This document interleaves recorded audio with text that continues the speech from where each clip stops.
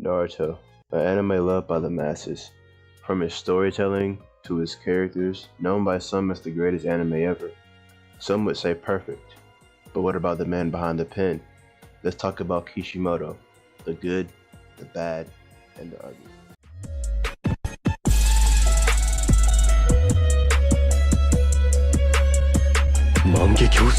Masashi Kishimoto was born in Okayama Prefecture, in the southern part of Japan's Honshu Island. Is known for mostly rural landscape, federal castles, and several notable art museums. On November 8, 1974, as the older identical twin of Sayashi Kishimoto, in elementary school, Kishimoto started watching the anime adaptation of Kanika Man.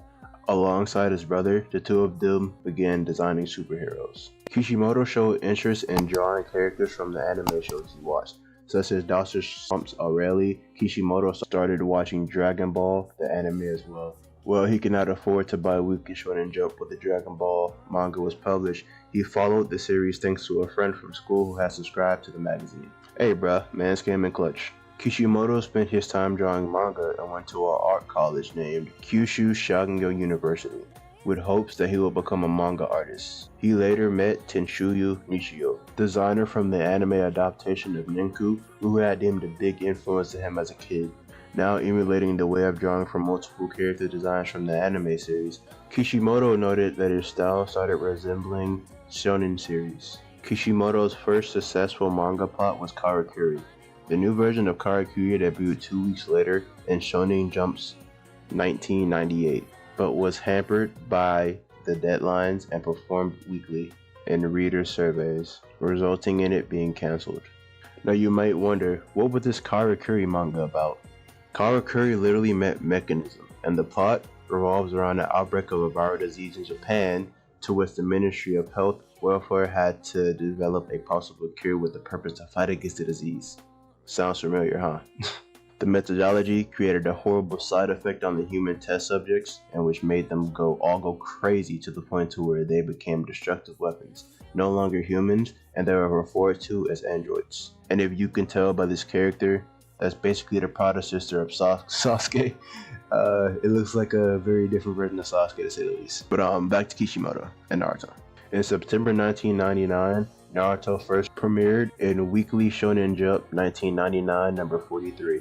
So this little picture is actually the first time anyone's ever seen Naruto, Sasuke, or Sakura. It's pretty cool. And it quickly became a hit, ending on November 10th, 2014, running for 15 years, with a total of 700 chapters collected in 72 volumes. Sells over 113 million copies in Japan and 95 million in the United States, and spanned over 2 series, Naruto and Naruto Shippuden. I mean, Naruto was bigger than life at this point. There's really no words you can use to describe how big Naruto is and was. Now that is the backstory of Kishimoto, the man behind the pen. A kid that caught inspiration from others, pursued his dreams, and made it reality. But y'all clicked on this video for the dark side of Kishimoto, and this is where that part starts. When Naruto was left to an end, the creator left some distraught fans when Naruto wound up marrying Hinata, other than his childhood crush Sakura. Kishimoto addressed this, saying, quote, "I didn't realize I caused such a controversy. I almost caused a rift in my own household too because my wife was very upset. Also, Naruto didn't get together with Sakura.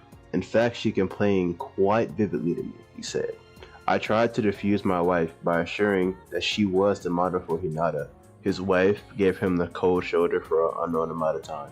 Also, Kishimoto's longtime editor chimed in on the backlash, and quite a few staff members on the show were also enraged by this writing mistake that they believed that he made. Also, the ending of the show itself, Naruto Shippuden. If you're watching this video and haven't finished Naruto, I suggest you click off now. Spoiler alert. Let's talk about Madara Uchiha. He was revived with the help of Obito and Black Zetsu in his prime form, Rinna Tensei. After becoming the Ten-Tailed Jinchuriki, getting the third eye, which is called the Rinna Sharingan, he was betrayed by Black Zetsu and stabbed, thus becoming the vessel for Kaguya. Many fans, including myself, absolutely hate the ending of Naruto. Kaguya was a terribly written character, made really no sense. The whole Black Zetsu thing basically made Naruto feel fake, and it made the anime series feel like it was just basically on a script because Black Zetsu was in control of everything the entire time. It took away the authenticity of Naruto's accomplishments. It took away the thrill of Sasuke's bad guy persona, and it made everything just feel fake and unreal. Even Kishimoto said that he created a character that is too overpowered for the Naruto series, in Madoka Uchiha, and had to find ways to kill him without being destroyed by a straight up battle, or otherwise it wouldn't make sense. And to be honest, in my opinion, I don't care what you say, that is terrible writing. You should never write a character in any show or anime that literally can't be defeated to where you have to make something up to beat them. And the reaction amongst fans and popular members of the anime community was not very good, leaving many other fans to create their own endings on what they believe should have happened. Some even going to the extent of animating their own Naruto ending to make it better. And that is the dark side of Kishimoto. The way that he mishandled the Naruto series, the way that it felt rushed to everyone, the whole community even felt like that show was just rushed. It wasn't even properly finished.